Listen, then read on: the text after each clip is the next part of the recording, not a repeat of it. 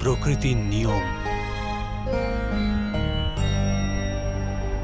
কিন্তু আমি অধিক শ্রম করেছি বিদ্যা প্রাপ্তির জন্য বাসুদেব। তাহলে কেন আমার বিদ্যার বিস্মরণ ঘটল?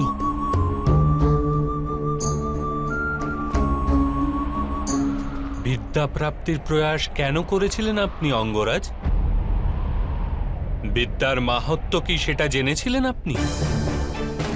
বিদ্যা প্রাপ্ত করে সমাজ কল্যাণের অভিপ্রায় কি ছিল আপনার হৃদয়ে, নাকি কেবল নিজের প্রতিশোধ গ্রহণের হেতু আপনি বিদ্যা প্রাপ্ত করেছিলেন?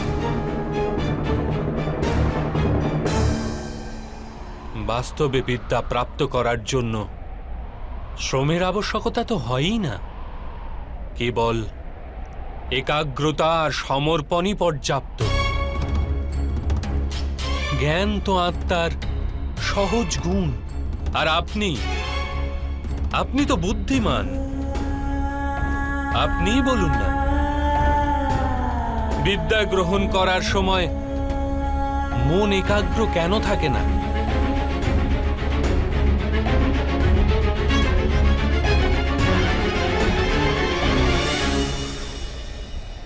যখন জ্ঞানকে মানুষ সাধনা বলে মেনে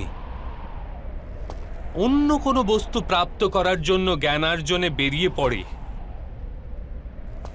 তখন জ্ঞান গ্রহণ করার সময় তার মন স্থির হতে পারে না।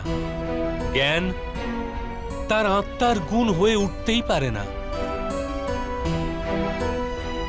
যেরূপ রং বস্ত্রের নিজস্ব গুণ নয়। এই কারণেই সূর্যের প্রকাশ হলে উত্তাপে রং বর্ণহীন হয়। যে ব্যক্তি অমূল্য জ্ঞানের মূল্য জেনে জ্ঞান প্রাপ্তি করে, সে উত্তম হয়ে ওঠে। কিন্তু যে ব্যক্তি অন্য কিছু প্রাপ্ত করার আশায় জ্ঞান প্রাপ্ত করে থাকে, সে জীবনভর শ্রেষ্ঠ হওয়ার স্পর্ধা দেখিয়ে যেতে থাকে, কিন্তু সে উত্তম হতে পারে না। আপনিও জ্ঞান প্রাপ্ত করেছেন, কিন্তু কোন আশায়?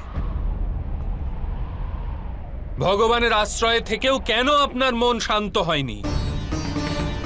আপনি সর্বদাই প্রতিযোগিতা জ্ঞান প্রাপ্তির এরূপ আশাই আপনার অনুচিত ছিল।